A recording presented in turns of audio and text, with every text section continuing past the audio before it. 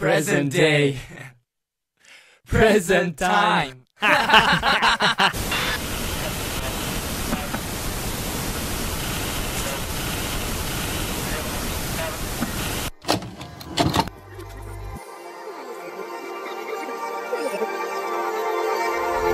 Serial Experiment Line est une série d'animation japonaise constituée de 13 épisodes diffusés pour la première fois en 1998. Un animé surréaliste aux premiers abords désorganisé et qui pourtant explore divers sujets philosophiques comme l'existence, l'essence, l'identité propre ou encore la représentation et la valeur de Dieu. Et ce, tout en incorporant des éléments cyberpunk et futuristes dans un monde qui ne semble pourtant pas si loin du nôtre, tant dans l'avancement technologique que dans l'utilisation des théories du complot dans une société qui n'est clairement pas rose du tout. Serial Experiment Line est globalement un chef-d'œuvre de scénario complexe qui n'est majoritairement pas du tout connu pour ça, mais plutôt notamment pour les nombreux mèmes que la communauté a engendrés sur internet, mais aussi pour son générique chanté par le groupe de rock alternatif britannique nommé Boa, dont je vais diffuser 3 secondes seulement pour éviter de me faire copyright. Et que vous avez tous entendu quelque part, surtout si vous traînez sur TikTok. Faut dire que la musique touche en plein cœur et reste vraiment dans la tête comme un verre de cerveau. Mais il n'y a pas que la musique d'ouverture qui a été reconnue, puisque les 13 épisodes avant-gardistes dans lesquels on suit l'évolution de Lane, cette jeune fille que vous voyez depuis tout à l'heure, ont tout de même suffi pour permettre à la série de gagner le prix de l'excellence la même année que sa première diffusion, comme l'aura d'ailleurs gagné aussi Evangelion l'année précédente. Donc pour les connaisseurs, ça montre clairement que Serial Experiment Line n'est pas une série aléatoire. Et pourtant, à l'étranger, et donc en France, la série était complètement inexistante jusqu'à il y a de ça 3-4 ans, alors qu'elle aura 27 ans cet été. Le sujet d'analyse de Serial Experiment Line m'a été demandé énormément de fois, et je dirais même que c'est le seul sujet qui m'a été recommandé plusieurs fois par plusieurs personnes différentes sur la chaîne. Personnellement, c'est quelque chose que j'avais découvert comme beaucoup d'autres personnes durant la période du confinement du Covid, et qui m'avait pas du tout laissé un avis neutre sur la question, même si j'étais assez mitigé après mon premier visionnage, parce que l'animé est d'autant plus complexe que sa réalisation est bien foutue. Et c'est justement parce qu'il est trop complexe que j'ai décidé de revoir l'intégralité de l'animé pour l'occasion, et qu'en plus, j'allais réaliser un tableau d'enquête pour représenter les choses proprement et de manière compréhensible pour vous. Et aussi parce que j'avais envie de faire quelque chose de manuel pour l'occasion. Ah, ça change un peu d'habitude, on va dire. Au moins, ça permet de dissocier avec une activité manuelle pour un sujet qui, vous allez voir, est complètement cérébral. La structure de cette vidéo sera par conséquent, et vous allez le voir, assez différente de toutes les autres vidéos de la chaîne, puisque je vais d'abord vous parler de l'animé comme j'ai pu le faire avec le jeu Yume Nikki, faire ensuite mon analyse en enchaînant sur tout ce qui gravite autour de la série animée, parce que croyez-moi, ça ne s'arrête pas du tout qu'à une simple série à l'approche anticipative. J'espère sincèrement que ça va vous plaire malgré la longueur de la vidéo, parce que j'ai galéré à organiser et écrire mes pensées. J'en ai vraiment chié, donc voilà. Sur ce, bonne vidéo. Et pour bien la commencer, je vais vous résumer l'animé, et comme un résumé l'oblige, ça va spoiler de fou, donc je vous conseille de regarder la série avant si ça risque de vous intéresser. Maintenant, vous êtes prévenus.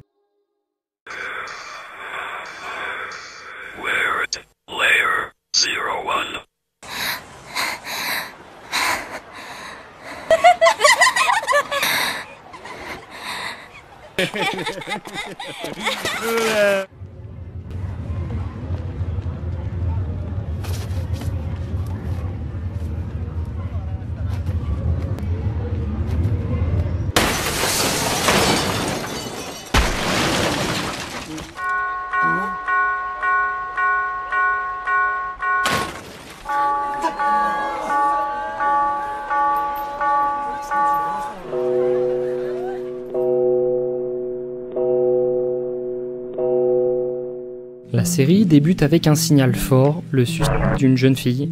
Pas de contexte, aucune explication hormis des divagations qui semblent dire qu'il faut abandonner ce corps.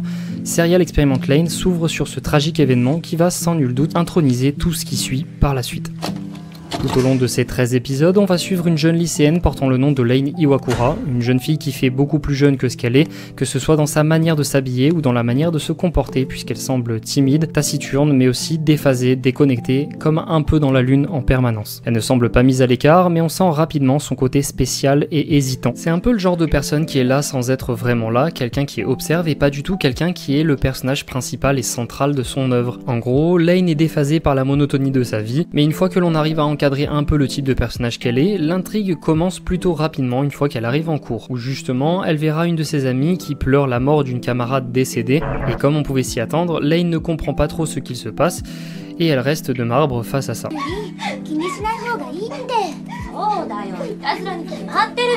Ainsi qu'à la réception de faux mails en son nom qui proposent de venir la rejoindre du côté de la mort. Pire que ça, son amie Alice lui dit que toute la classe semble avoir reçu ces mails frauduleux de mauvais goût sur leurs appareils Navy qui ressemblent un peu à des ordinateurs et que donc elle aussi devrait en avoir reçu. Évidemment, Lane ne comprend pas puisque ce n'est pas son truc, mais décidera de vérifier par elle-même en allumant son petit Navy en rentrant chez elle. Et effectivement, elle aura reçu plusieurs de ces mails, mais mieux, elle pourra même discuter avec sa défunte camarade comme si elle était encore en vie. Mieux encore, elle l'invite à abandonner son corps pour venir la rejoindre dans un monde numérique qui s'appellerait le Wired, afin de rencontrer le véritable dieu de ce monde en personne. Rien que ça.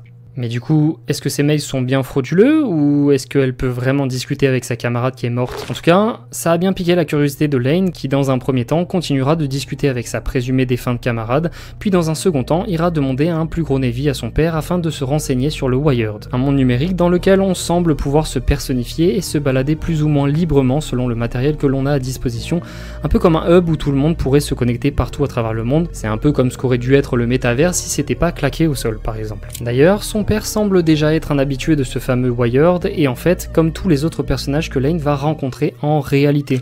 Tout le monde connaît ou est déjà addict au Wired, c'est comme si Lane était en retard sur les autres là-dessus.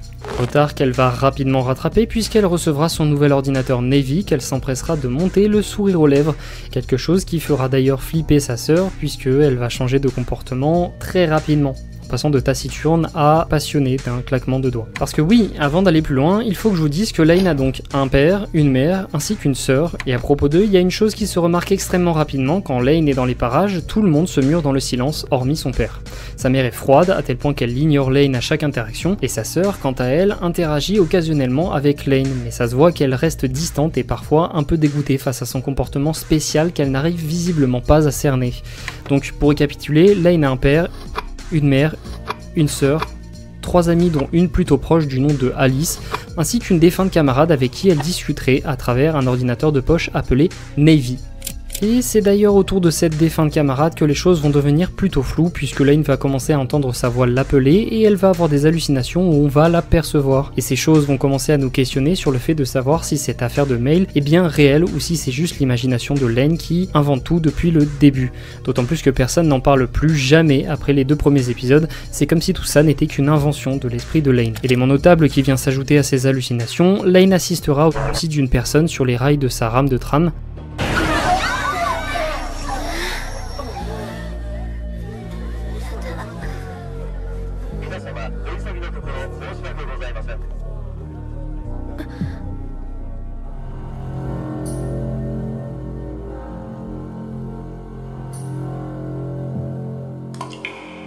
Ajoutant là aussi son lot de traumatismes et d'hallucinations.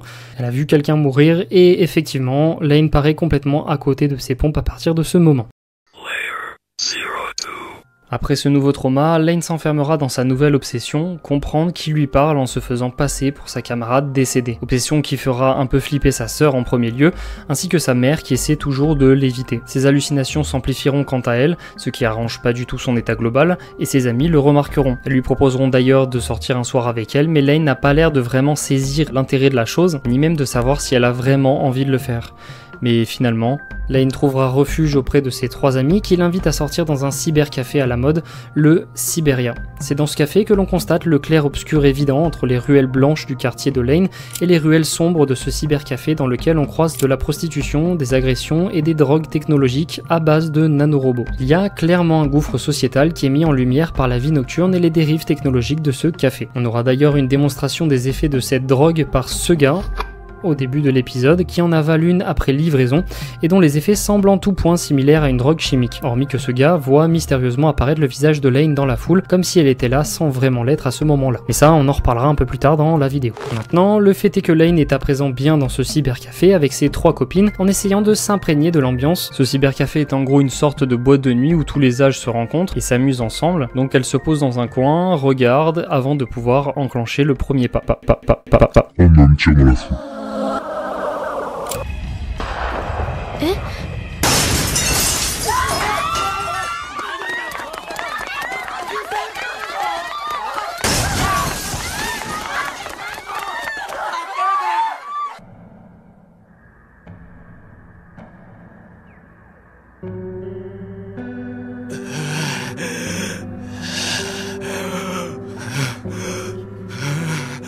Et évidemment, celui qui est derrière ces coups de feu n'est autre que ce fameux gars que je vous ai présenté juste avant, qui a testé la drogue nanorobot pour la première fois. Évidemment, tout le monde s'enfuit de terreur d'être abattu à leur tour, sauf Lane qui est sonné, déphasé, et qui n'arrive pas à faire bouger son corps tant l'événement la dépasse en tout point. Alice vient essayer de la tirer vers l'extérieur, mais le gars finit par reconnaître Lane, il l'avait vu. Il avait vu son visage et il lui hurle dessus en essayant de comprendre pourquoi elle était là en ce moment présent.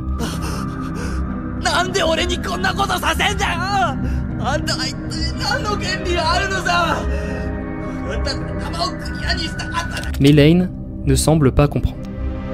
Jusqu'à ce qu'elle décide enfin de bouger, mais pas du tout pour s'enfuir, non, pour se rapprocher de cet homme inhibé, arme en main, prêt à lui tirer dessus à tout instant.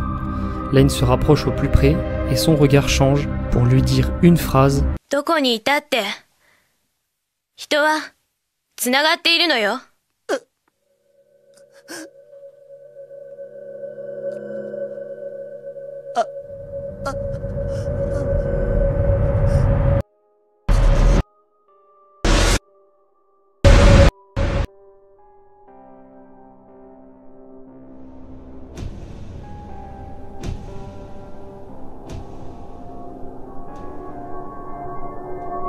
Une phrase qui recoupe parfaitement avec les dires de sa défunte camarade qui l'appelle à venir sur le Wire depuis le début de l'animé, mais aussi une phrase qui ne colle pas du tout avec sa façon de parler ou avec sa mentalité. Ce n'était pas du tout Lane qui parlait, ce n'était pas elle du tout.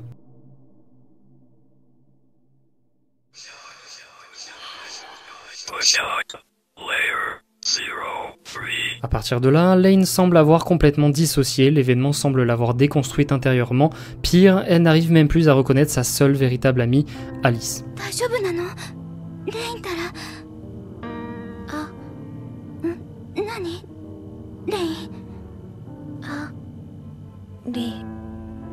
En fait, on dirait qu'elle est seule à vivre ce traumatisme à nouveau, mais seule aussi en réalité puisque personne ne l'attend chez elle.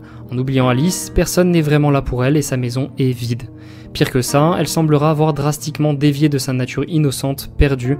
Elle s'est complètement plongée dans la modification de son PC Navy en ajoutant des éléments encore et encore. Et c'est même mieux que ça, puisqu'à chaque épisode on constatera que Lane améliore de plus en plus sa bécane en ajoutant des écrans, des unités centrales, jusqu'à voir sa chambre complètement ensevelie sous les machines et les systèmes de refroidissement qui pendent du plafond, qui rendent la pièce encore plus étroite et inondent le sol puisque Lane marche sur une fine couche d'eau. Dans la solitude, elle continuera d'être assénée par les hallucinations visuelles et auditives de sa défunte camarade qui l'appelle à venir dans le Wired, de quitter son corps et de tout lâcher pour la rejoindre. Et à force de vivre ça encore et encore, ce qui devait arriver arriva. Et en sentant que rien ne la retenait vraiment dans le monde réel, elle réalise que son corps la freine dans son immersion à l'intérieur de ce monde numérique.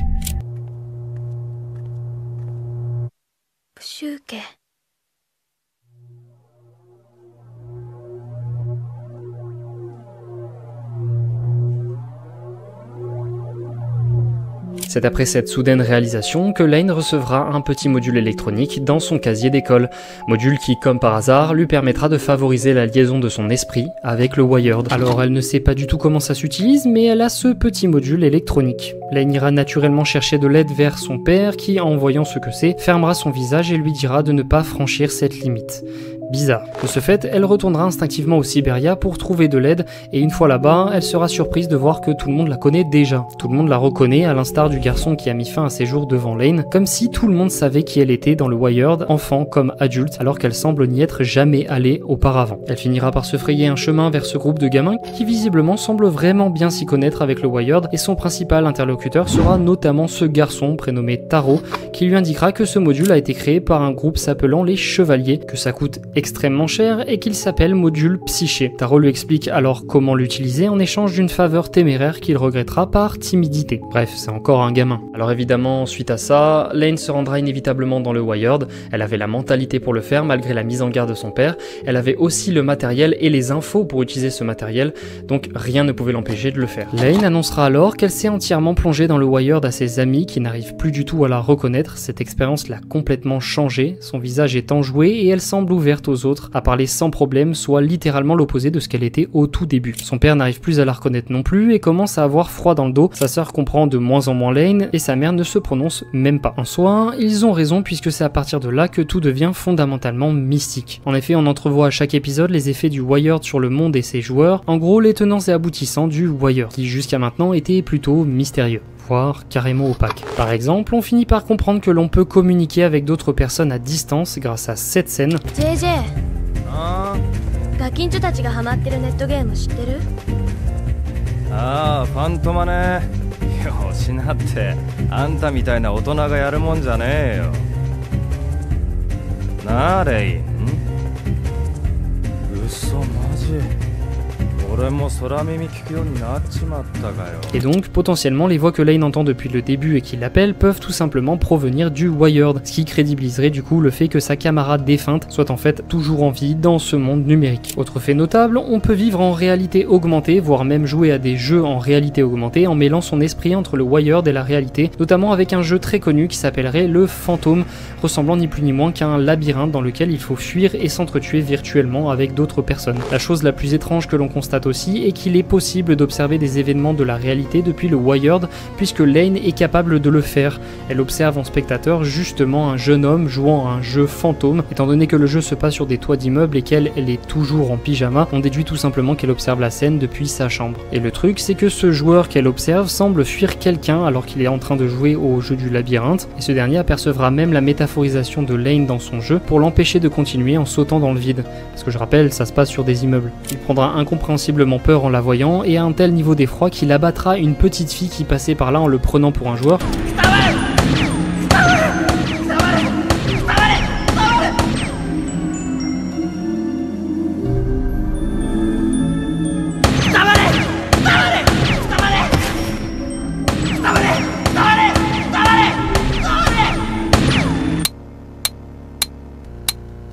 Et plongera dans le désespoir en se rendant compte qu'il a vraiment tué quelqu'un, tout ça sous les yeux de Lane qui ne semble même plus affecté par ce genre de tragédie.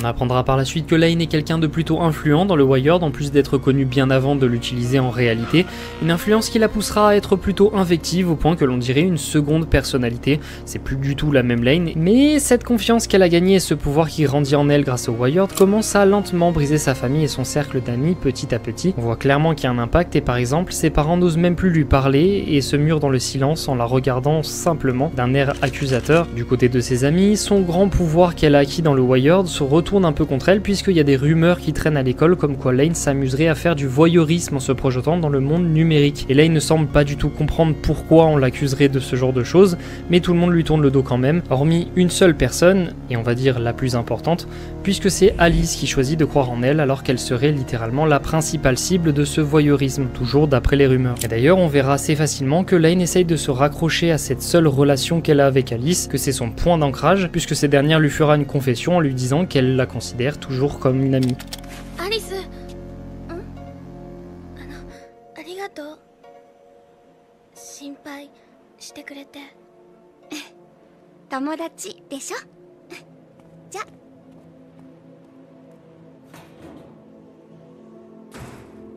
Ça peut sembler anodin ou complètement stupide, mais cette relation avec Alice est vraiment importante pour Lane puisque tout le monde lui tourne le dos, commencer par sa propre famille, son cercle principal. Et c'est à ce moment précis que l'on constate que Lane, malgré son pouvoir grandissant et son influence dans le Wired, est complètement brisé, scindé en fait en trois entités distinctes, à savoir Lane Iwakura, qui est celle que l'on connaît depuis le début, la taciturne, la personne dans la lune, timide, effacée. On a ensuite Second Lane qui prend le contrôle lorsqu'elle est dans le Wired, avec une Lane plus sauvage, égocentrique, imbue d'elle-même et de sa force dont elle est consciente, et donc commencer clairement à se rendre compte au fur et à mesure des épisodes. Et c'est au moment où Lane se retrouve complètement isolée, sans pouvoir retrouver Alice pour se réconforter, que l'on découvrira enfin la pire des trois Lane, Evil Lane, qui serait celle à l'origine du voyeurisme et qui prendrait le contrôle simplement pour être fondamentalement méchante. Un peu comme une libération des pulsions enfouies. D'ailleurs, si cette troisième Lane est apparue, c'est justement à cause de son sentiment de trahison envers Alice. Elle semble être au plus bas et Alice n'est pas là avec elle. Pire, Lane l'imagine avec l'élu de son cœur au lieu d'être à ses côtés dans ce moment difficile pour la réconforter. Et c'est pour ça qu'elle s'en prendra directement à Alice pour se venger dès l'apparition de la troisième Lane. 水木アリスが誰を好きかって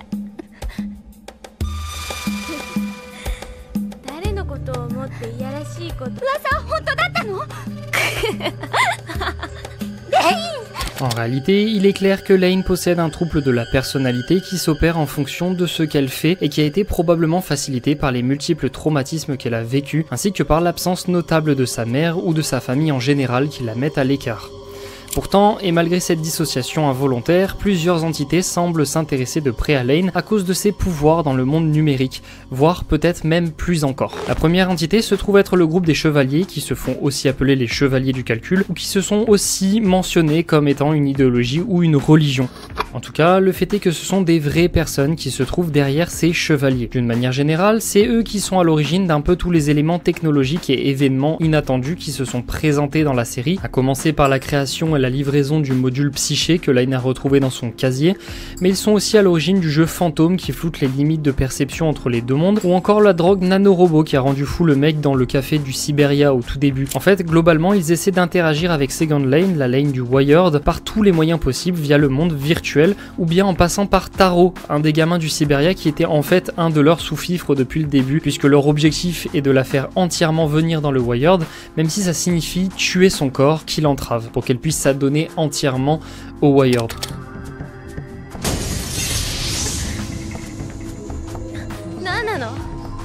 Vous voyez comme on en revient souvent au fait de vouloir se débarrasser de son corps, de sa chair, pour entrer dans le Wired comme si c'était un idylle, un paradis qui permettrait aux morts de vivre indéfiniment, de vivre à jamais comme sa défunte camarade par exemple. Et si les chevaliers du calcul se présentaient comme les méchants de l'animé, eh bien c'était sans compter la deuxième entité qui s'intéresse à Second Lane et qui est diamétralement opposée aux chevaliers du calcul puisque leur objectif est de les entraver.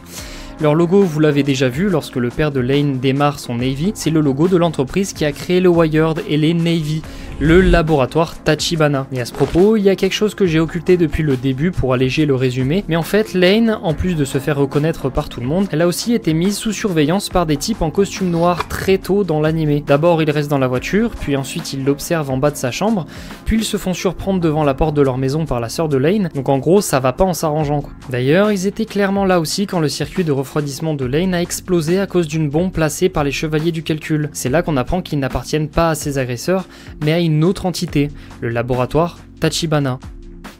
Un soir, ils s'attendront Lane devant chez elle et après un échange houleux, Lane acceptera de les suivre et c'est là qu'on apprendra qui ils sont et pourquoi ils ont besoin de Lane, ou plutôt de Second Lane, puisque le patron de Tachibana Labs demande carrément à Lane de changer de personnalité pour qu'elle puisse réparer un Navy. Cette fois-ci, c'est clair que Lane n'est pas seule dans sa tête et qu'elle ne sait pas elle-même qui elle est au vu des questions dont elle n'arrive même pas à trouver la réponse.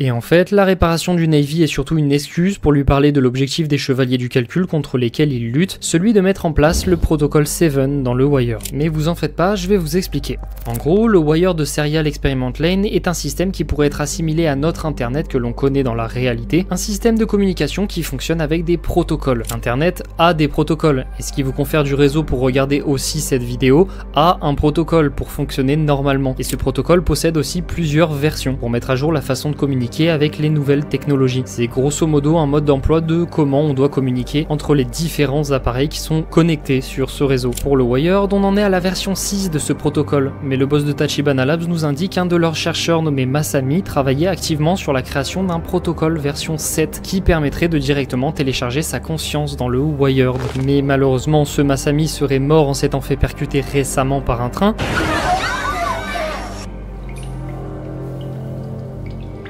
Et Tachibana aurait décidé d'abandonner ce projet fou puisque Masami n'était plus là pour travailler dessus. Ce fameux protocole 7 aurait dû tomber dans les oubliettes, mais le projet a été repris par les chevaliers du calcul pour créer un monde numérique idyllique auquel ils se vouent corps et âme pour atteindre la vérité suprême, la seule et unique vérité, celle que l'on pourrait associer à la même valeur qu'un dieu. Parce que oui, Serial Experiment Lane, c'est pas seulement l'histoire tordue et philosophique d'une petite fille chelou, non, c'est aussi la représentation de la naissance d'un dieu unique.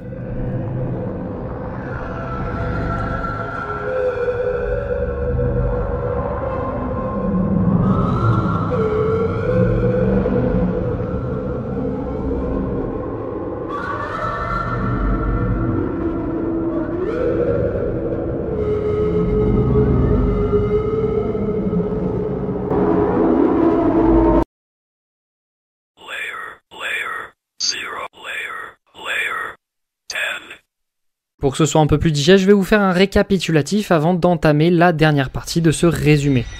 Lane est une lycéenne aux allures d'enfant, elle a vécu plusieurs traumatismes qui l'ont amenée à utiliser le monde numérique du Wired. Dans la réalité, elle est taciturne, dans le Wired, elle est puissante et respectée. Plusieurs personnalités qui effraient son entourage au point que sa famille et ses amis lui tournent le dos, hormis une seule personne, son amie Alice. Sa puissance dans le monde virtuel du Wired est si grande qu'elle intéresse d'une part un groupe de hackers mystérieux qui se fait appeler les Chevaliers du Calcul, et d'autre part le laboratoire Tachibana, l'origine des Navy permettant d'aller dans le Wired. Ces deux groupes sont en compétition pour rallier Lane à leur cause, soit pour permettre d'effacer la limite entre le Wired et le réel en téléchargeant notre conscience dans le Wired par l'intermédiaire du protocole 7, soit pour empêcher que ce soit justement le cas. Ce protocole 7 est la clé de tout ce joyeux bordel et a été conçu par Masami, ancien employé de Tachibana Labs, malheureusement décédé.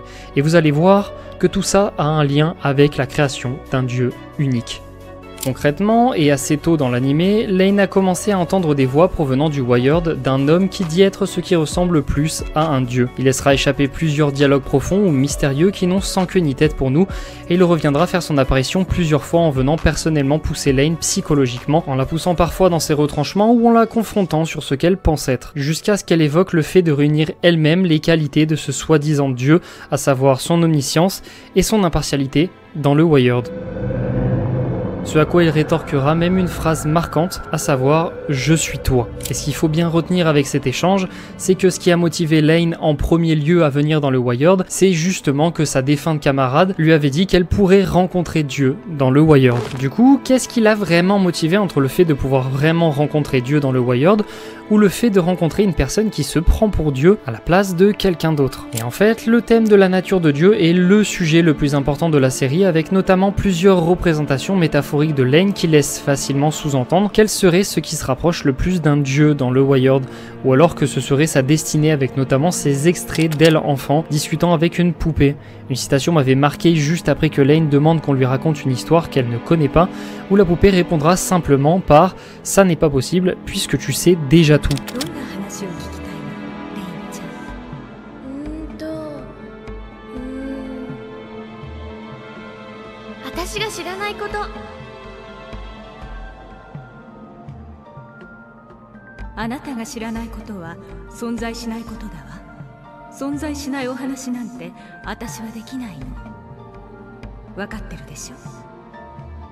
Alors quoi, Lane est un dieu unique? C'est elle le véritable dieu du Wired et c'est pour ça qu'elle voulait rencontrer la personne qui se faisait passer pour elle-même? En approchant de la fin des derniers épisodes, l'homme qui se fait appeler Dieu et qui lui parle depuis le tout début se matérialise devant Lane en se présentant comme tel.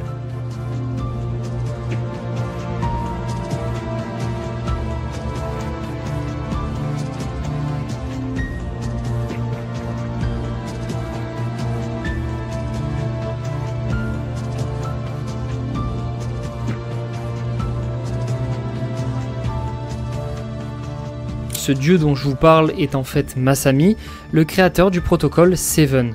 Et je vous valide que Masami est bien mort percuté par un train, puisqu'il a téléchargé sa mémoire et sa volonté à l'intérieur du protocole 7 afin de pouvoir le contrôler directement. En fait, Tachibana Labs ne se battait pas directement contre le protocole 7 et les Chevaliers du Calcul, il se battait contre Masami et ceux qui le soutenaient inconsciemment pour créer une conscience collective, une vérité unique, un dieu artificiel. C'est en apprenant sa volonté de se télécharger lui-même dans le protocole 7 et de régner sur le Wired que Tachibana Labs a viré Masami et que ce dernier a mis effectivement fin à ses jours pour enclencher son projet de vivre éternellement en tant que dieu dans le Wired. Lane est déjà confuse par cette nouvelle, mais Masami continue de lui dire que lui et elle-même ne sont rien que la même personne et qui partagent bien plus que ça. Des mots qui ne sont qu'une introduction pour la dernière révélation, puisqu'il va nous apprendre que Lane n'est pas une jeune fille avec des amis et une famille comme n'importe qui.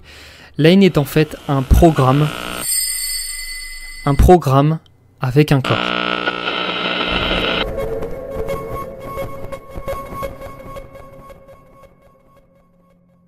Et ça explique pourquoi elle n'arrivait pas à répondre aux questions du boss de Tachibana Labs, sa date de naissance, le mariage de ses parents. Ça explique aussi pourquoi tout le monde la connaissait dans le Wired, puisqu'elle a toujours appartenu au Wired. C'est un programme qui est né dans le Wired.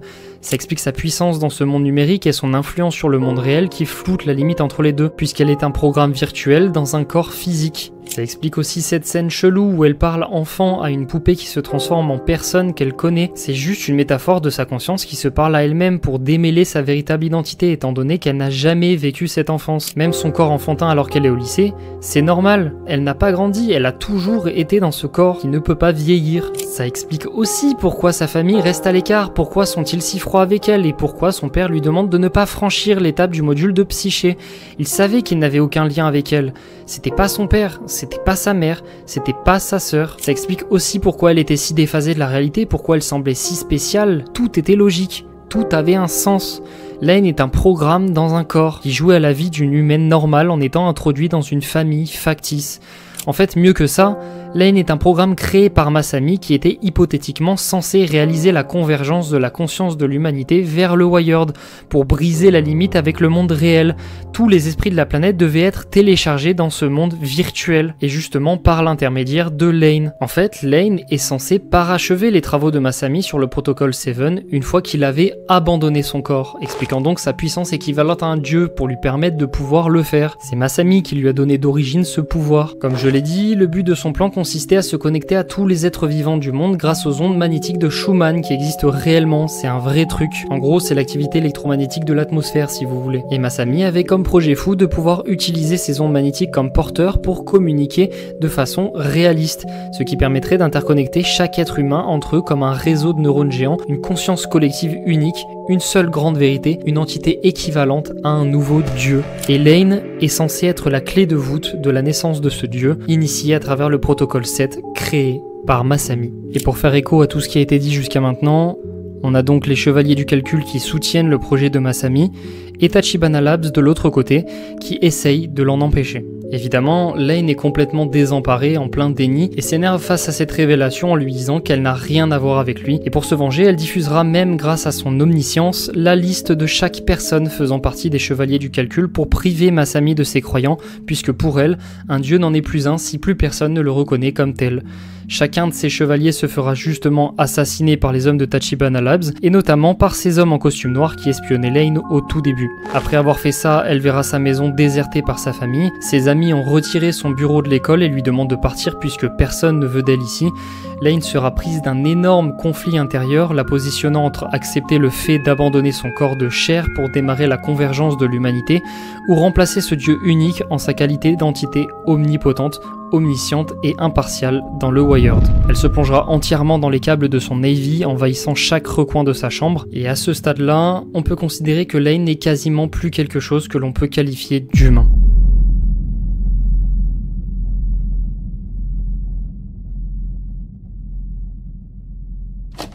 Au final, elle se retrouvera seule avec elle-même, littéralement, confrontée à un combat interne entre les différentes personnalités de son programme. Second Lane étranglera virtuellement Evil Lane jusqu'à la faire disparaître sous les yeux impuissants de la Lane originale. Elle sera tiraillée sur sa raison d'être, sur ce qu'elle doit accomplir, sur ce qu'elle a envie de faire, pour elle mais aussi pour le monde. À terme, elle décidera d'utiliser ses grands pouvoirs pour effacer les souvenirs de toutes les personnes de cette planète, sauf d'Alice, qu'elle n'a jamais considérée que comme sa seule et unique amie, même si elle ne voulait plus lui adresser la parole depuis son interaction avec Evil Lane. Et peut-être que cette dernière volonté de laisser ce souvenir à Alice traduisait en fait la volonté toujours existante de vouloir continuer de vivre en tant qu'humaine dans l'esprit de quelqu'un qui comptait pour elle, une sorte de braise qui n'attendait que d'être balayée au moindre coup de vent. Et pourtant, c'est ce désir d'exister qui fera basculer la fin de l'anime. Puisqu'en effet, l'acte final se réalise alors qu'Alice se rend compte d'être la seule à se souvenir, elle ne comprend donc pas ce qu'il se passe, mais elle a compris la nature de Lane et se doute bien que c'est elle qui est fautive dans cette histoire. Alice se rendra alors à la coquille vide qu'est la maison de Lane pour la confronter une toute dernière fois. Elle lui dit ce qu'elle a sur le cœur, que ça a été une vraie amie pour elle, et lui fait comprendre qu'avoir un corps de chair va bien au-delà du fait d'exister. C'est ce qui nous fait comprendre l'importance de chérir la vie avec ses joies et ses dangers. Masami, qui se croit encore l'unique dieu de ce monde, essaie de se matérialiser une toute dernière fois aussi pour convaincre Lane de finir son grand dessein, mais Lane lui rétorqua « それ本当にあなたが考え出したことなの？ 何を言いたいのだ。まさか本当に神がいるなどと。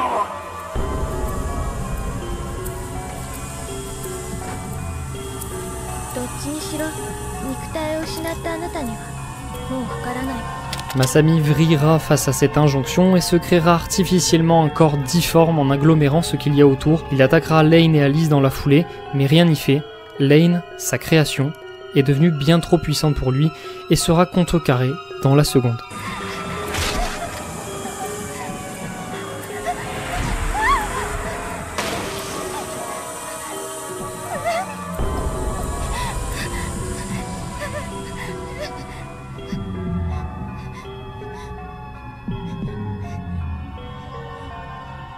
Alice se verra traumatisée par cet événement et Lane, en désespoir de cause, abandonnera sa destinée pour complètement relancer le monde en s'effaçant elle-même de leur plan d'existence. Lane n'a jamais existé. Et c'est dans ce choix qu'elle sera confrontée une toute dernière fois aux morts pour terminer là où tout a commencé, sa défunte camarade et l'homme du Siberia qui a fini ses jours devant elle, qui lui répète que son corps n'est pas une fin en soi et que ce qui importe vraiment se trouve dans son essence. Plus la conversation avance et plus Lane se perd et flanche vers le destin qui lui était destiné depuis le tout début, la solitude dans la matrice. Le rôle d'un gardien impartial, dans une métaphore qui indique qu'elle n'appartient plus au réel mais à la personnification même d'une entité supérieure et artificielle, un dieu créé de la main de l'homme.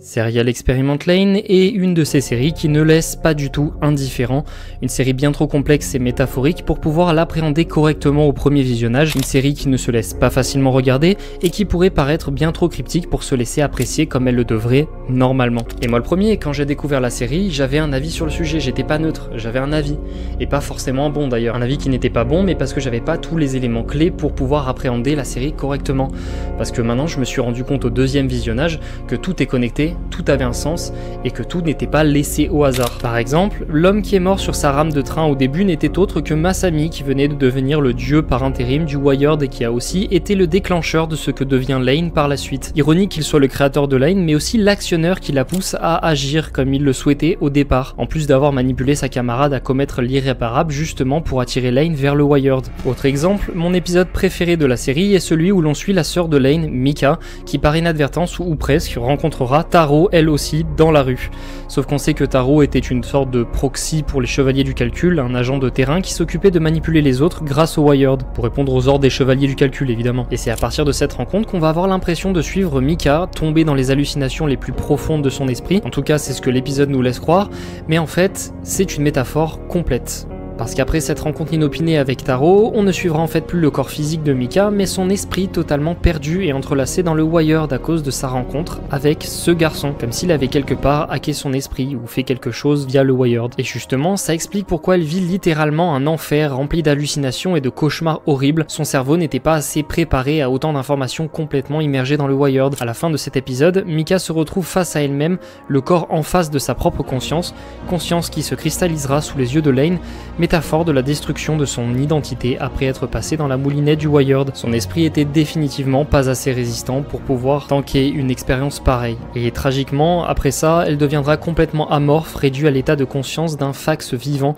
Et dans quel but? Parce que vous vous en doutez, les chevaliers du calcul ont demandé à Taro de faire ça. Pour une raison simple. Pour qu'elle se laisse contrôler facilement par les chevaliers du calcul et place la bombe dans le Navy de Lain. Mais si, vous vous rappelez là, je vous parle de cette bombe là.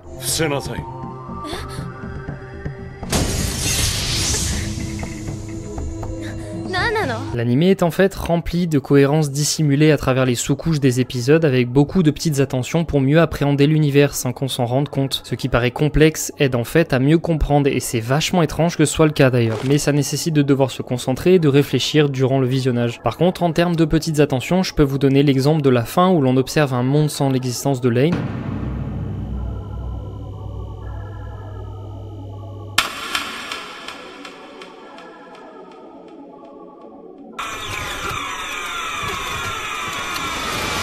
Après la réinitialisation de la réalité en s'effaçant elle-même des mémoires de tous, la série repassera par tous les plans que Lain a parcourus au début du premier épisode, mais sans elle, et on se rendra compte que tous les destins s'en retrouvent radicalement changés. Lain n'obsédera jamais le garçon du Siberia, Taro ne s'en entichera jamais, Alice essaiera de se rapprocher de la fille qui est morte à l'ouverture de la série au lieu de Lain, et de son côté, la famille factice de Lain vivra heureuse, sans elle. Et c'est là aussi que j'ai compris que Masami était celui qui s'était jeté sous la rame de train au début, puisqu'on le verra au bord du craquage en sortant du boulot, quelque chose de relatif au protocole 7 probablement. Et c'est en regardant chaque parcelle de ses vies sans Lane qu'on se rend compte qu'elle était de trop dans chacune de ses relations en fait. Sa place était celle d'être au-dessus de la foule et non mêlée à cette dernière. C'est aussi à la fin que l'on comprend que Lane s'est entendue avec elle-même et qu'elle a choisi la voie de l'entité omnisciente et impartiale. L'anime se clôture sur cette scène où elle observe la foule du haut d'un pont, peut-être plus que la foule.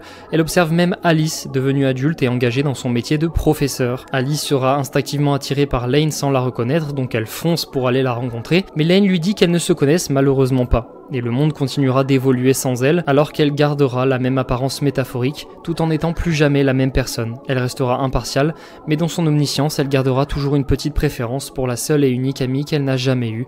Et l'histoire se termine ici, et sur ce pont. Et vous savez ce qui est magique ? C'est que techniquement, on avait toute l'histoire sous les yeux à chaque générique. Sans déconner, tous les éléments sont présents dans l'opening. Par exemple, on voit les deux lanes principales, celle avec le bonnet c'est Lane Iwakura, celle du début, et celle en robe, c'est la lane du Wired. Au cours du défilement des images, on se rend compte que Lane est dans chaque appareil électronique que l'on peut voir dans leur monde. Tout le monde semble aliéné par son visage imprimé sur les écrans, comme si tout le monde la voyait partout et voulait continuer de la regarder, comme une évidence ou une vérité unique. Il y a aussi pas mal de métaphores, comme les corbeaux qui semblent être les chevaliers du calcul, voltigeant autour d'elle comme des charognards, afin qu'elle accomplisse ce pourquoi elle existe. Mais d'après moi, ce qui aurait le plus de signification dans cet opening serait à la fin de ce dernier, où Lane perd son bonnet à cause de l'ultime corbeau. Le temps se fige, et pourtant, Lane peut bouger. Le corbeau serait Masami, le bonnet représenterait son existence réelle, son corps, et Lane Iwakura est devenu un dieu sur le même pont où la série s'est terminée. Lane a abandonné son corps pour devenir un dieu artificiel. Depuis le début, on avait déjà tous ces éléments, et le fait que la musique débute sur ces paroles indique très ironiquement qu'effectivement, on ne comprenait pas vraiment ce qu'il se passait. Et c'est encore mieux parce qu'à chaque début d'épisode, on commence par un plan sur une foule de personnes suivi d'un plan sur des câbles électriques. Ces poteaux et ces câbles électriques, on en voit partout dans toute la série, simplement pour accentuer le fait que tout le monde est connecté, pour montrer que l'anime parle de connexion entre les personnes. C'est con, mais ça marche super bien. Je veux dire, la phrase que Lane disait n'était pas du tout aléatoire. Tout le monde est connecté à travers le Wired. Ces câbles électriques, ça représente le Wired. Et d'ailleurs, quand Lane se rebellera contre Masami, elle décrochera des câbles pour symboliser d'elle-même qu'elle contrôle le Wired et qu'elle peut en faire ce qu'elle veut, qu'elle n'est plus du tout dépendante du réel, du numérique, ou même de Masami, son créateur. C'est une excellente comparaison qui nous a accompagné toute la série sans qu'on l'aperçoive, et le reste est littéralement bourré d'autres métaphores, comme avec la disparition de la conscience de Mika, le dialogue intérieur de Lane pour comprendre qu'elle est un être spécial, ou tout simplement le fait que sa manipulation de la réalité n'était juste qu'un moyen bien réfléchi de montrer que Lane manipule simplement les pensées des gens autour d'elle. Si tu contrôles la mémoire, c'est comme si tu pouvais contrôler la réalité. Alors évidemment, la série est complexe et il n'y a pas tout qui est bon à garder selon moi, comme par exemple le passage avec le projet Kids que je n'ai pas évoqué, que je n'évoquerai pas, parce que ça faisait un peu trop expliqué à mon goût et que c'est pas forcément nécessaire. Mais la série est très très bien pensée et a dû être un sacré casse-tête à écrire, bien plus que ce script de vidéo qui déjà me rend quasi dingue à l'écriture, et je vous jure que ça s'arrête pas, ça s'arrête jamais. Je suis encore en train de l'écrire au moment où j'enregistre la vidéo là. Ce que j'aime aussi, c'est que la série fait beaucoup de références à de la technologie qui existe réellement. Par exemple, je reprends la résonance de Schumann qui existe bel et bien et aide pas mal à crédibiliser l'émergence d'une conscience collective, même si ça reste néanmoins de la fiction. La drogue nanorobot aussi est un concept assez rigolo qui pourrait peut-être voir le jour à un moment. Et pour ce qui est des noms des protagonistes, en fait, l'entreprise Tachibana se traduit par le nom d'un agrume japonais en référence à Apple, une des plus grosses entreprises du monde, en plus d'avoir fait ressembler les Navy aux Macintosh de l'époque. Les Chevaliers du Calcul sont aussi inspirés d'un groupe semi-fictionnel appelé les Chevaliers du Calcul Lambda, qui tire son nom d'une blague de hacker au MIT pour décrire les experts dans un langage de programmation qui s'appelle le Lisp. Le nom serait lui-même tiré des Chevaliers des Templiers pour donner une connotation assez spectaculaire au truc. Effet assez marrant, quand je vous parle du souci du détail, à un certain moment, on peut voir du langage Lisp apparaître sur l'écran de Lane pour pousser la référence jusqu'au bout. Mais encore, chaque épisode s'intitule non pas par un titre, mais par un layer. Landscape. Layer. Une série construite sur 13 couches différentes qui n'est pas sans rappeler le modèle OSI essentiel en réseau et en informatique. Un modèle qui décrit un système informatique de la couche la plus basse, à savoir le support physique comme par exemple un câble électrique tout simplement, jusqu'à la couche la plus élevée et la plus abstraite qui sera directement en relation avec l'utilisateur, comme par exemple une interface d'une application comme YouTube. Et c'est assez marrant de constater qu'au fur et à mesure des layers de la série, on passe de quelque chose de complètement abstrait et ambigu à quelque chose de palpable que l'on peut réussir à appréhender. Tout l'inverse du modèle OSI. De manière générale, Serial Experiment Line parle de technologie et de monde numérique, donc il est évident que le fameux protocole 7 fasse aussi référence à quelque chose. Et justement, notre façon de communiquer sur Internet repose sur l'utilisation de protocoles, genre par exemple Ethernet IP, et la numérotation virtuelle de ces machines sur ce réseau se fait par l'utilisation de l'adresse IP que tout le monde connaît plus ou moins de nom. Mais les noms les plus techniques sont à savoir les adresses IPv4 et IPv6. Le protocole 7 a été choisi justement pour faire la version au-dessus de l'IPv6 en se projetant comme étant l'évolution du protocole Ethernet IP qui existe réellement, mais dans le wired. Premièrement, il est clair qu'il y a une mise en garde directe sur l'utilisation de la technologie et c'est en grande partie ce qui en a fait quelque chose d'avant-gardiste. Un cas que je trouve assez marquant dans la série, c'est l'endoctrinement des utilisateurs du wired pour rejoindre ou s'allier à la cause des chevaliers du calcul. Le tout se fait de rumeurs, mais aussi par l'intermédiaire de jeux, comme le fameux jeu fantôme. Il faut dire que d'une certaine manière, Serial Experiment Line a par exemple prédit l'utilisation de jeux comme moyen de communication poussé. Je veux dire, l'armée américaine avait déjà créé des jeux dans les années 80 comme Virtual Battle Space, inspiré de la série Arma que vous connaissez tous, mais en 2002, soit 4 ans après la publication de l'animé, l'armée américaine a sorti son premier jeu éponyme qui permettait de simuler grossièrement les différents corps de métier de l'armée et ainsi donner envie à des curieux qui ne s'y connaîtraient pas assez. C'est littéralement devenu un moyen de recruter en fait. Et plus tard, à partir de 2016, toutes les armées du monde ont un œil observateur sur le monde du jeu vidéo étant donné que les jeux de tir à réflexe comme Fortnite ou les stratégies de jeu de R6 ou Counter-Strike sont clairement des atouts nécessaires à l'armée pour un recrutement. Mais là je vous parle de l'armée, mais il n'y a pas que eux qui utilisent ce média pour endoctriner puisque ça a été le cas de sectes et aussi de l'état islamique extrémiste à travers Roblox par exemple. En gros, une grosse vision du futur de l'utilisation que pourrait avoir le jeu vidéo en plus d'avoir probablement inventé le concept de réalité virtuelle par la même occasion, ou en tout cas sa mise en place. De plus, même si l'intégralité de la série se base sur des métaphores, on réalise que ce wired, ce monde numérique qui aspire et aliène tous ces gens pour ne former qu'une seule et même entité, bah ça ressemble étrangement à ce qu'on a sur internet. À notre époque, tout le monde connaît, tout le monde en est dépendant, tout le monde est constamment dessus, constamment en contact avec, à tel point que l'on ne forme tous ensemble qu'un amalgame d'algorithmes TikTok ou YouTube, un concentré de données qui vaut maintenant bien plus que notre propre vie à l'égard des grosses sociétés. C'est terrible, mais c'est une réalité. Et quand je prends les transports ou que je mange le matin avec mes collègues, tout le monde est sur son téléphone en train de scroller quelque part. C'est comme si notre corps était bien là, mais que notre conscience était aspirée ailleurs.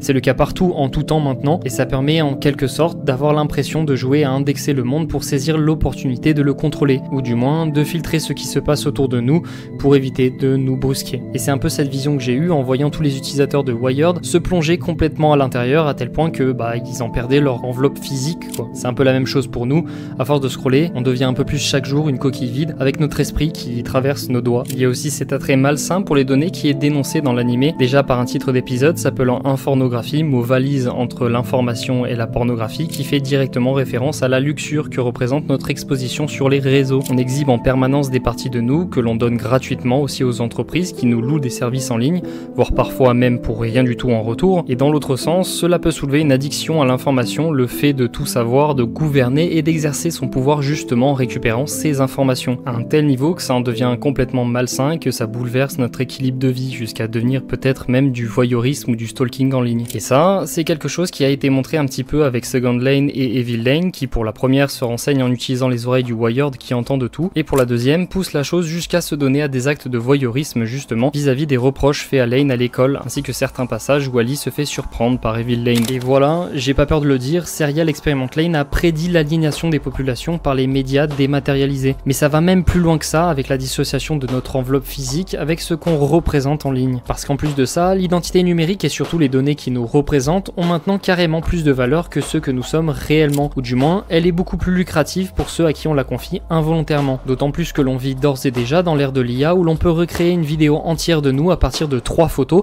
et d'un simple vocal de notre voix. C'est terrible, mais l'intelligence artificielle, ces presque êtres numériques, peuvent continuer à vivre éternellement là où ils sont, en empruntant notre identité. Est-ce que ça ne serait pas ça la vision qu'essayait de nous transmettre Serial Experiment Lane?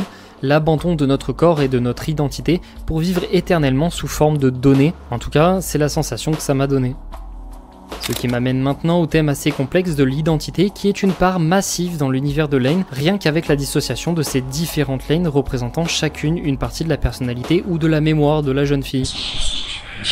La première chose qui nous vient en tête en l'observant alterner de personnalité à tout va est que son mal résulte d'une cause clinique, un trouble dissociatif de l'identité, plusieurs vivants dans le même corps. Le truc le plus important avec ce diagnostic, c'est qu'il est souvent enraciné dans un traumatisme passé, un tragique événement qui aurait poussé le cerveau à se dédoubler en quelque sorte, peut-être par stress intense ou peut-être pour protéger son hôte.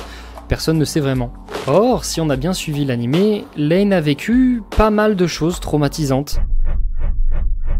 À mon premier visionnage, j'avais pas fait attention, mais c'est évident que Lane possède les symptômes liés à ce trouble, à commencer par l'amnésie. La mémoire entre ses alter-ego sont complètement séparées, elle ne sait pas ce qu'a fait Evil Lane à Alice, et elle ne comprend pas les rumeurs. Pareil, elle ne comprend pas pourquoi tout le monde la reconnaît alors que Second Lane a toujours vécu dans le Wired. Et j'ai encore mieux, parce que si en tant que programme vivant, elle s'est vue naître en même temps que le Wired, pourquoi ne s'en souvient-elle pas ?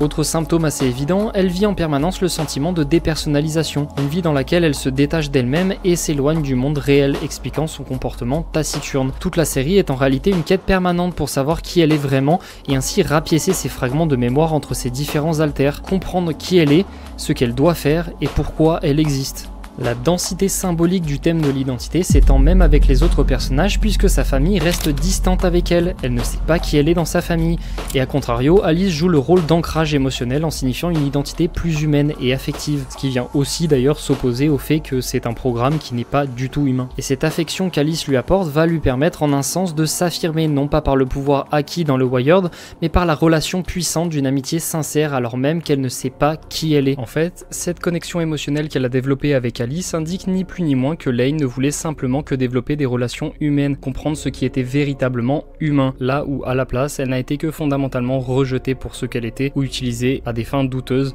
hormis par sa seule amie Alice. Son essence était de se connecter artificiellement à toute l'humanité sans une once de cette même humanité, simplement pour le dessein de Masami, mais sa volonté inhérente était en fait de créer des relations, de l'amour, des connexions avec des amis et une famille. C'est toujours qu'une histoire de connexion et au final, elle décidera que son existence précède son essence et tendra vers sa connexion avec Alice plutôt que le reste. Pour confirmer son immense volonté de créer des relations ainsi que sa solitude affective, il existe un manga one-shot de 16 pages dans lequel Lane déchire un ours en peluche et cherchera à le réparer de manière assez creepy. Genre vraiment creepy, avant qu'un dilemme s'annonce lorsque Masami lui en donne un nouveau. En fait, elle ne voulait pas le prendre sous prétexte qu'il lui ressemble car ça ne serait qu'un avatar alors que son ours était le seul pilier émotionnel dans lequel elle avait investi tout son manque émotionnel. Lane était en fait terrifiée à l'idée de se retrouver à nouveau seule et de tout recommencer à partir de zéro alors qu'elle pouvait être le centre du monde dans le Wired à tout moment. Elle le dira elle-même qu'elle ne veut plus être seule. Lane ne voulait en fait qu'être aimée sincèrement plutôt que de se plonger au milieu d'inconnus dans le Wired qui ne la connaissent même pas vraiment pour ce qu'elle est. Et dans l'animé, c'est quelque chose qui la suit tout au long du scénario jusqu'à la fin où elle finira finalement seule. D'ailleurs, parlons-en de ce monde numérique parce que le Wired agit presque comme un personnage à part entière. Le Wired est une métaphore d'un inconscient collectif ou d'un lieu où justement les identités sont fluides, reconfigurables comme le feraient les réseaux sociaux pour nous, mais poussés au paroxysme. Rien que dans sa manière d'être représenté, le Wired interroge la validité d'une identité sans corps ou sans temporalité linéaire. Le Wired est une grosse métaphore d'un espace qui lierait chaque esprit entre eux comme un plasma de pensée et d'intention, ce qui voudrait dire que le Wired n'est plus seulement un lieu mais la personnification d'un esprit géant qui influe de lui-même sur le monde extérieur pour devenir plus grand encore. En tout cas, c'est le ressenti que j'ai eu en voyant l'évolution de comment la chose était appréhendée par les personnages au fur et à mesure de l'avancement de l'animé.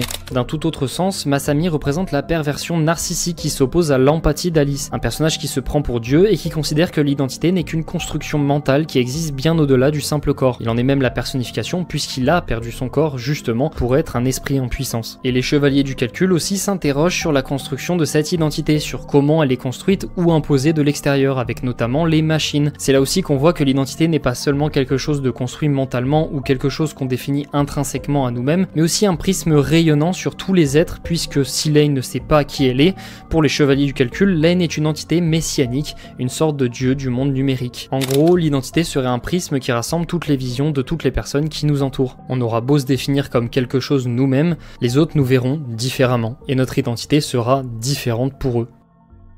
Vous l'aurez compris, Serial Experiment Lane est constitué de références technologiques diverses et d'empilements de métaphores qui peuvent paraître abscons, mais vous commencez à le sentir, il y a plusieurs messages qui se cachent derrière ces épisodes. Dieu.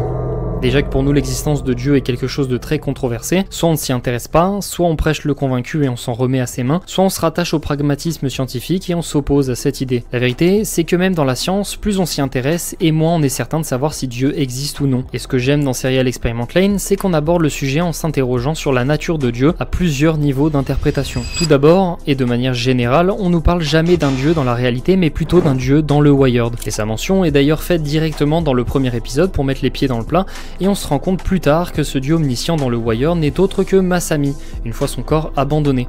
Première question soulevée, un dieu a-t-il besoin d'être libéré d'une entrave corporelle pour pouvoir ne serait-ce que prétendre l'être? S'il n'y a pas de corps, Dieu n'est-il pas simplement qu'un amalgame, un concept ou une idée? C'est ce que revendiquent les chevaliers du calcul en prônant la seule et unique vérité comme un dieu. Et je pense, c'est aussi pour ça que les scénaristes ont décidé de lier les chevaliers avec Masami aussi subtilement que ce soit, puisque les deux entités se rapprochent dans leur philosophie. Masami serait donc la matérialisation d'un concept, la vérité unique, et le dieu omniscient du Wired, puisqu'il représente bien l'idée qu'on se fait d'un potentiel dieu, en tout cas pour les chevaliers du calcul. Et il y a 30 secondes, je vous parlais du fait de savoir si un dieu avait besoin d'un corps ou non, et donc fait assez marrant pour être notifié, c'est quand il répondra à la provocation de Lane à la fin, qu'il se créera un nouveau corps à l'aide de tout ce qu'il trouvait autour de lui, que son statut de dieu sera automatiquement révoqué pour que Lane puisse le faire disparaître. C'est là qu'on comprend que Masami est en fait la représentation d'un dieu sans corps dans l'anime. Masami n'est qu'une idée de ce qu'on pourrait se faire d'un dieu en quelque sorte, puisqu'un corps n'est pas tout puissant ni omniscient et est soumis à des limites physiques. Du coup, à partir du moment où il en obtient un, tout s'effondre sur lui-même. D'ailleurs, dans son échange avec Masami, Lane évoquera aussi le fait qu'un dieu ne puisse exister que s'il y a des gens pour le considérer comme tel. Une idée qui se perpétue et qui constitue la validation que ce dieu existe. Et le truc, c'est qu'elle dira ça juste avant de faire en sorte que tous les chevaliers du calcul ne meurent et que Masami n'ait plus de croyants dans le but de l'affaiblir. Ça confirme un peu cette théorie que Masami n'est que l'idée d'un potentiel dieu qui se verra ensuite oublié s'il n'y a plus personne pour croire en lui. Un peu comme dans la réalité en gros. J'irai même plus loin en disant que Serial Experiment Lane s'approprie les éléments du gnosticisme afin de créer sa propre version du divin constamment en opposition avec le christianisme. Le gnosticisme est un système mélangeant plusieurs bribes de philosophie et de religion permettant d'accéder aux connaissances du divin par des sortes de révélations intérieures. Par exemple, le point le plus important concerne la mesure du corps. Dans le christianisme, le corps a été créé par Dieu et est donc forcément bon. C'est juste la nature humaine qui l'a fait dévier vers le mauvais. Il n'empêche que le corps reste important car vaisseau du Saint-Esprit qui nous habite par la foi de Dieu. Il faut donc le préserver de tout péché. Dans le gnosticisme et ainsi dans Serial Experiment Lane, c'est un peu différent. Le corps est physique donc forcément mauvais. C'est une prison impure et méprisable qui empêche notre âme d'être libre, ou notre esprit dans le cas de Lane. On dit aussi que les gens veulent se débarrasser de leur corps pour rentrer dans le Wired en tant qu'esprit pur par exemple, et ce, dès le premier épisode. Autre concept relatif au gnosticisme plutôt bien représenté dans Serial Experiment Lane, ce serait la hiérarchisation des créateurs qui, non sans se limiter au Dieu suprême bon créateur du christianisme, ajouterait aussi un démiurge mauvais créateur responsable des corps, une espèce de dieu stagiaire inférieur en tout point au Dieu suprême. Et vous voyez où je veux en venir ou pas? Effectivement, dans l'œuvre, Masami, responsable de la création du Wired en se prenant pour un dieu tout-puissant, serait ce démiurge responsable du Wired du protocole 7, mais aussi du corps physique de Lane. Cette dernière évoquera le fait qu'un dieu existerait au-delà de Masami, qui lui pensait justement être maître de ce qu'il faisait alors qu'il n'en était qu'acteur. Pire, il n'était que mauvais créateur de Lane, la fille qui deviendra l'incarnation et vaisseau de l'esprit du dieu suprême descendu sur Terre pour le supplanter. Lane serait alors le résultat de la création du corps de Masami, mais aussi l'incarnation du dieu suprême, comme si elle était un point de convergence au niveau de la religion. À ce niveau de lecture, Serial Experiment Lane ne serait alors qu'une représentation moderne et virtuelle de l'amalgame du gnosticisme, et je pourrais continuer d'en parler, mais je suis pas du tout spécialisé religion télévision, donc je laisserai ça à quelqu'un de plus doué que moi. Mais ce que j'aime par-dessus tout, c'est que Serial Experiment Lain ne se cantonne pas qu'à cette représentation, mais en aborde deux autres pour ne pas simplifier la chose. On en revient au but de Masami qui était d'unir les esprits de tous les êtres humains à travers le Wired, et par conséquent à travers Lain puisqu'elle est liée par défaut au Wired. Lors de l'explication de son grand projet à travers le protocole 7, il est dit que l'agencement de tous ces esprits connectés serait similaire à un réseau de neurones gigantesque, un esprit géant et donc l'avènement d'une entité qui dépasserait l'humanité au-delà de tout ce qu'on pourrait espérer. Une espèce de conscience collective parfaite et omnisciente puisqu'elle inclut chaque être humain et qui pourrait se rapprocher par conséquent de la vision qu'on aurait d'un dieu. Ce serait un peu la même chose que nos cellules composites de notre corps qui, une fois rassemblées, forment un être bien plus complexe et performant, un humain. Et si on assemble chacun de ces êtres humains, on obtiendrait de la même manière une entité supérieure, un dieu artificiel créé de la main de l'homme, ou plutôt par la somme des consciences de l'humanité. Cette vision implique donc que ce dieu artificiel serait composé de plusieurs autres entités en son sein, et est-ce que ça ferait quand même réellement de cette entité un dieu ? Pour répondre à cette problématique de toucher la perfection, Serial Experiment Lain se conclut sur l'avènement de l'unique et véritable dieu créé de la main de l'homme, Lain Iwakura. Masami a créé et donné une conscience à Lain lorsqu'il a réalisé le protocole 7.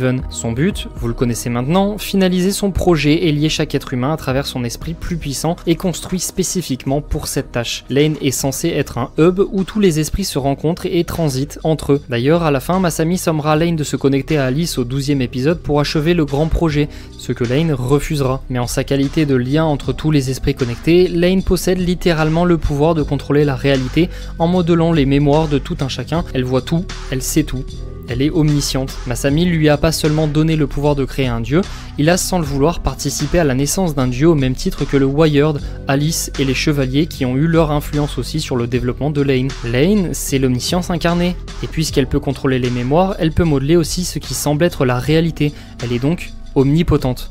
Ce qui fait sa spécificité, c'est qu'en plus d'être omnisciente et omnipotente, Lain se démarque en sa qualité de dieu puisqu'elle a un corps physique qui ne vieillit pas. Lain est immortelle du fait de sa nature artificielle de programme numérique complexe. Elle peut se connecter virtuellement à n'importe quel esprit et tout savoir, tout en restant physiquement au même endroit. Au lieu d'être un agrégat de neurones composés de tous les esprits de la Terre, Lain utilise chacun de ces esprits tout en ayant exactement la même puissance qu'une telle entité collective. Lain est un dieu créé de la main de l'homme.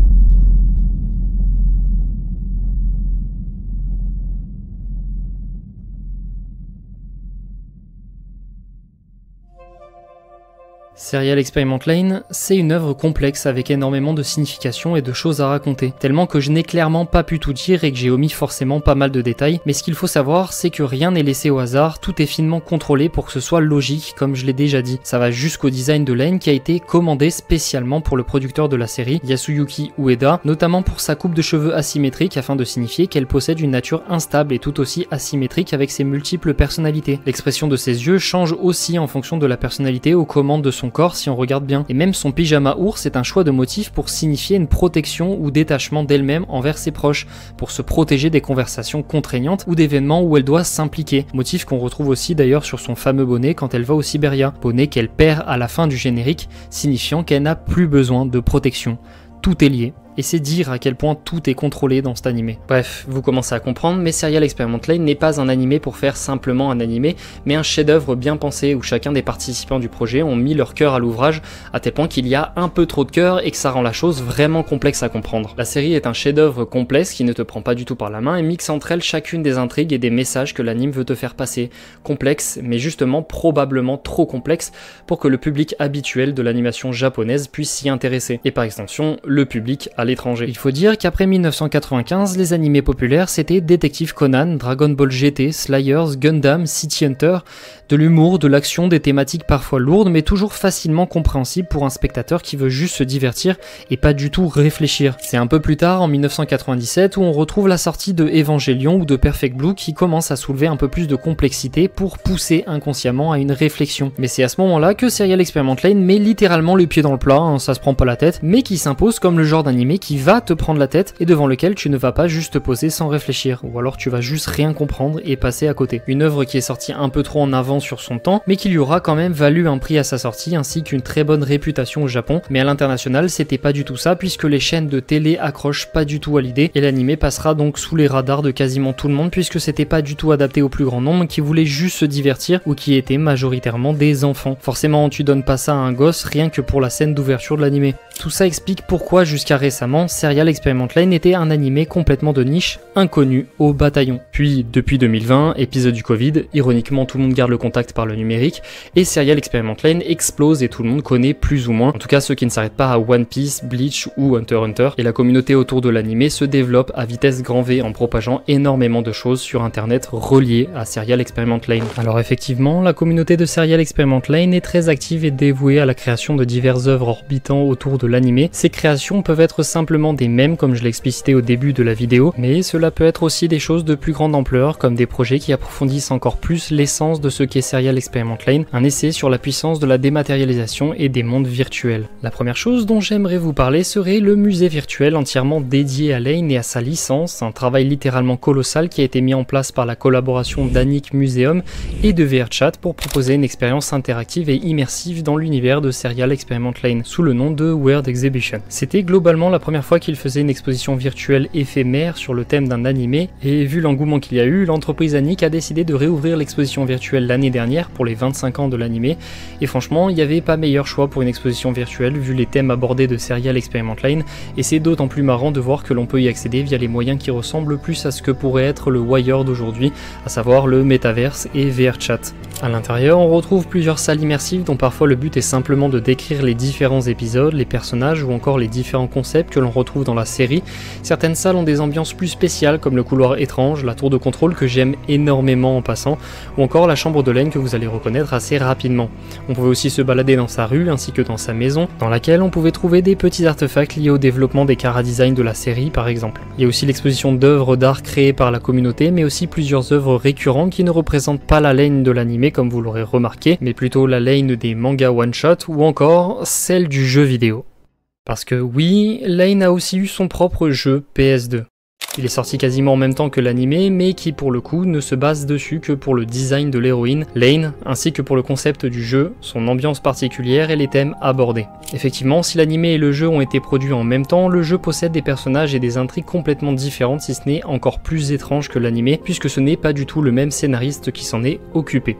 Mais si l'intrigue est différente, le but est toujours de suivre l'évolution de Lain dans le Wired et d'en apprendre plus sur sa véritable identité, qui reste le mystère principal à résoudre. Le reste est complètement différent, à commencer par les prémices, puisque le jeu débute sur la mort mystérieuse de son père et l'introduction d'une psychiatre appelée Tuko. C'est comme un univers alternatif sous la forme d'un jeu vidéo en gros. En réalité, ce n'est même pas vraiment un jeu, mais une sorte de grosse chasse au trésor dans une base de données virtuelle et interactive, dans laquelle on pourra naviguer et retrouver des séquences audio et vidéo dans différents fichiers éparpillés. C'est un peu un escape game mais virtuel. En quelque sorte, c'est un gros radio-drama ou un radio-novel couplé à un immense puzzle, étant donné que l'intérêt du jeu repose entièrement sur la reconstruction de l'ordre des séquences audio que vous allez trouver. Évidemment, si tout était aligné dans le bon ordre, ça n'aurait pas de sens, autant faire un musée interactif. Au final, on se retrouve principalement à naviguer à travers une interface style portail numérique présentée par Lain à la recherche de séquences audio et vidéo dans le désordre.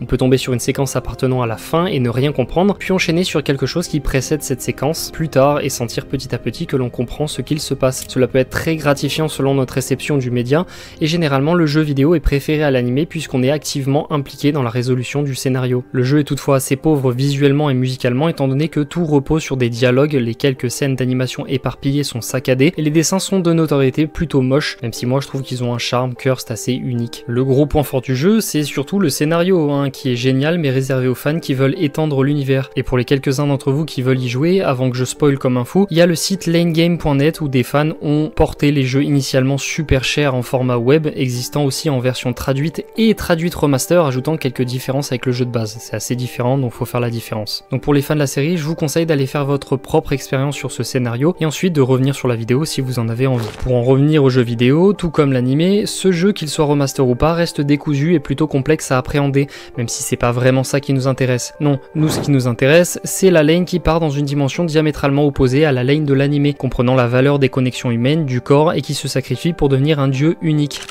Dans le jeu vidéo, Lane aurait perdu la mémoire explicitement après la mort de son père et nous cherchons justement à rattacher les wagons pour découvrir la vérité.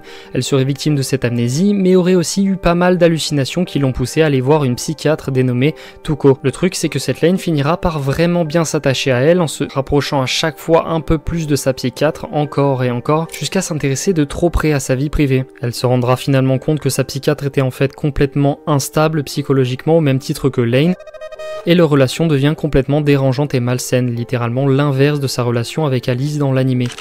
Lane deviendra simplement psychotique et rongée par le deuil en créant un corps robotique pour son père mort, qu'elle détruira ensuite violemment à coups de batte de baseball en se rendant compte de son apparence. Pour ensuite finalement reprogrammer l'identité de son père directement dans le Wired, parce que c'est comme ça qu'on fait son deuil. Elle finira par ensuite se suicider pour entrer définitivement dans le Wired en abandonnant son existence physique, comme le voulaient les chevaliers du calcul dans l'animé. Lane devient complètement folle, c'est littéralement un naufrage émotionnel du début à la fin. On n'assiste donc pas du tout à la même fin, mais ce qui est aussi assez spécial, c'est qu'à la fin du jeu, Lane s'adresse directement au joueur en brisant le 4e mur avec ces quelques mots. On sera ensemble pour toujours, en nous impliquant directement dans la résolution de l'intrigue. C'est quelque chose qui a aussi été fait dans la série.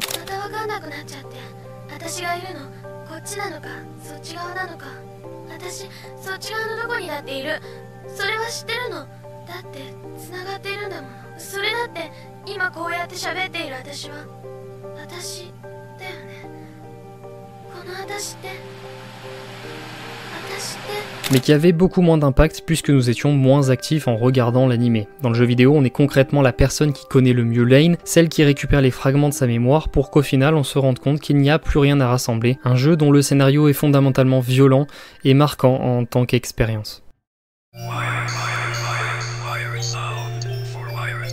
Avec la même volonté d'impliquer l'utilisateur, le site Wired Sound for Wired People nous accueille avec un audio reprenant la même voix que l'annonce des layers dans la série. La page en elle-même est cryptique et nous indique que notre statut est invisible pour les autres joueurs du Wired. On retrouve aussi le logo animé de l'entreprise Tachibana avec surtout cette image mouvante de Lane qui nous fixe intensément comme pour nous attirer dans le Wired.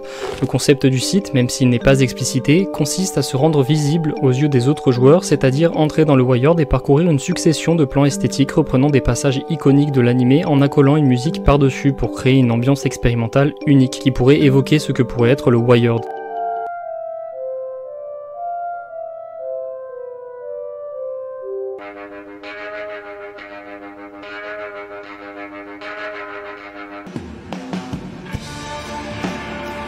Sur ces différents plans, tu bouges ta souris jusqu'à trouver la zone qui t'emmènera jusqu'au prochain plan, tu cliques et paf, une autre musique avec une ambiance unique se lance. Et tu peux faire ça encore et encore, il y en a vraiment beaucoup. Et j'ai vraiment adoré parcourir les plans de ce site, sincèrement c'était magique. Tomber sur ce site, c'est un peu comme tomber sur une archive d'un truc inconnu, et parfois j'aimais tellement que je mettais ma chaise en mode allongé et que je regardais mon plafond en attendant la fin de la musique. Je suis vachement réceptif à ce genre de truc, mais par contre je déconseille fortement à toutes les personnes épileptiques à cause de pas mal de flashs lumineux et d'éléments dynamiques sur les images qui illustrent ces musiques. Le site est en réalité une transposition de ce que pourrait nous faire ressentir une visite directe dans le Wired, une synesthésie visuelle et auditive d'ambiance complètement spécifique à un monde numérique. Et personnellement, je trouve ça vraiment beau. On nous pose en tant que joueur appartenant au Wired et on nous pousse dans un univers qui se ressent comme le Wired. Juste pour ça, je ne pouvais pas ne pas utiliser certains extraits que vous avez croisés durant la vidéo et qui matchaient parfaitement avec ce que je racontais justement. Sans compter que ce site, créé par l'utilisateur Fox, n'est pas simplement qu'une playlist avec des images dynamiques, mais un univers à part entière et un savoir-faire unique en termes d'esthétique. Par exemple, on pourra retrouver une bibliothèque entière où il explique les différents types d'utilisateurs du Wired comme Peeping Tom, Lane, Observer, Pusher, Default User ou encore l'orbe qui semble assez mystérieuse puisqu'on n'a pas vraiment de mention de ça dans la série ou le jeu vidéo. Il y a pas mal de répertoires où Fox a aussi partagé ses templates pour les effets appliqués aux images et présente même son art de glitch. Parfois les templates peuvent provoquer un malaise du fait de voir la même photo de femme se faire déformer encore et encore, mais on se rend compte vite que c'est réellement une forme d'art qui a évolué au fur et à mesure de ce site. Puis il y a aussi cet onglet, l'onglet Noise in God, qui pour moi reste incompréhensible jusqu'à maintenant. On a un carré entièrement rempli de bruits de pixels mouvants sans que rien ne se passe d'autre. Au-dessus, on a deux phrases en japonais qui se traduisent par « Considérez la chance qui vous est offerte. Dans la main de Dieu, vous trouverez votre propre création ». La première phrase peut aussi se traduire par « Imaginez une fenêtre du hasard » et j'imagine que cela fait référence à la fenêtre du bruit aléatoire qui se meut devant nos yeux. Peut-être que nous devons transformer le chaos en quelque chose de concret, d'où le « Contempler votre création ». En vrai, ça m'a l'air vraiment tiré par les cheveux, mais je suis convaincu qu'il y a quelque chose chose de caché derrière cette page cryptique, ou en tout cas j'espère qu'il y a vraiment quelque chose de caché parce que j'ai passé pas mal de temps dessus pour voir si le timer en bas du carré allait s'arrêter pour déclencher quelque chose, mais rien ne se produisait. D'ailleurs, à côté du timer, il y a aussi une petite phrase disant image vue. Peut-être que c'est pas un timer, mais bien un comptage et que le message est simplement d'observer avec magnificence la création aléatoire d'images uniques que le bruit produit chaque seconde. Pour moi, c'est ça qu'on appelle une véritable œuvre d'art, d'autant plus que Fox crée aussi des petits jeux à côté, donc il serait pas étonnant de voir un ARG au sein d'un site aussi bien foutu. Mais d'ailleurs, c'est peut-être bien le cas.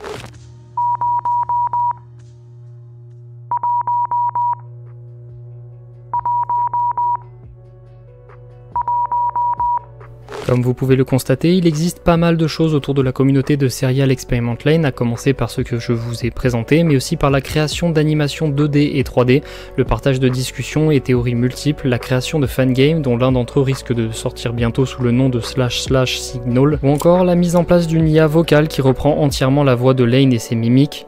Hey, what's up? It's chocolate cake. Doesn't it look delicious? Alors à notre époque c'est pas quelque chose d'exceptionnel vu les deepfakes et les générations IA qu'on peut faire, mais à l'époque c'était quelque chose de quand même bluffant puisque c'est sorti il y a plus de 2 ans, donc au début de l'engouement et du développement poussé des IA. Surtout qu'encore une fois, la technologie de l'IA fait vivre virtuellement Lane qui est un personnage se voulant comme partiellement numérique. En gros, ça recoupe parfaitement avec l'essence de la série. En résumé, on est passé d'une communauté de très niche à une communauté bien plus large de nos jours avec un penchant pour la création, mais quand c'est pas de la création, et c'est aussi ce que je trouve unique avec cet animé, c'est pour le développement d'un courant philosophique. Alors oui, un courant philosophique et même une religion. En fait, le lanisme est à la base d'un courant de pensée existentialiste et progressiste dans lequel l'existence précède l'essence, ce qui affirme que c'est notre vécu et nos choix qui constituent notre être et non l'inverse, tout en introduisant en plus une dose de transhumanisme qui pousse le fait que notre corps n'est que l'extension de notre existence au même titre qu'une machine. C'est quelque chose qui était déjà dans le courant de l'animé avec des petits encarts à la fin de chaque épisode VHS où le producteur a décidé de présenter une partie du corps à chaque fois comme un device, un appareil permettant de réaliser une action et purement seulement cette action. Le courant de pensée du lanisme centré autour de la série a ensuite évolué pour devenir un culte dans le sens où ce n'est pas une religion traditionnelle, un culte avec une foi centrée autour du personnage de Lane Iwakura érigé comme un symbole, néanmoins avec un choix de croyance anarchique complètement dépendant du croyant. Pour faire simple, le lanisme est construit autour d'un personnage omnipotent et omniscient, Lane, mais les croyants peuvent définir leur représentation de Lane comme bon leur semble, manifester leur amour pour Lane de la même manière dont ils le souhaitent et ainsi se comporter d'une manière que leur Lane pourrait approuver. La seule consigne est d'aimer Lane comme un dieu, d'après la fameuse phrase Let's all love Lane qui a été citée plusieurs fois au cours de la série. J'ai précisé que cette foi était anarchique parce que chacun peut représenter Lane comme il le souhaite vu les différents visages que le personnage offre au public, que ce soit dans l'animé ou dans le jeu. Cependant, même si cela dénote par rapport aux autres religions conventionnelles, c'est important de remarquer que les lanistes ont inconsciemment des intérêts convergents vers les mêmes formes d'art, musique et pratiques souvent liées au numérique, au glitch, l'esthétique futuriste, utopique ou dystopique, à tel point que cela induit par extension certaines traditions et un jargon précis tiré en partie de la série. En gros, pour la forme la plus soft, le lanisme n'est qu'une néo-religion centrée autour d'un personnage de fiction et véhicule des idées précises sur la condition de notre existence et la convergence de l'humanité vers la synthèse technologique. Aussi basé sur une dérivation du lanisme, il y a d'ailleurs un site web qui a particulièrement attiré l'attention ces dernières années puisqu'il se base sur la croyance que notre réalité n'est qu'un système parmi tant d'autres dans l'univers et que lorsque l'on meurt, on transite vers le prochain système pour continuer la boucle. Ce site, c'est le System Space de Tsuki Project, un site qui a énormément remué Internet et 4chan à sa création jusqu'à sa disparition à cause de prétendues histoires de suicide. Mais tout ça, j'en parlerai dans la prochaine vidéo de la chaîne.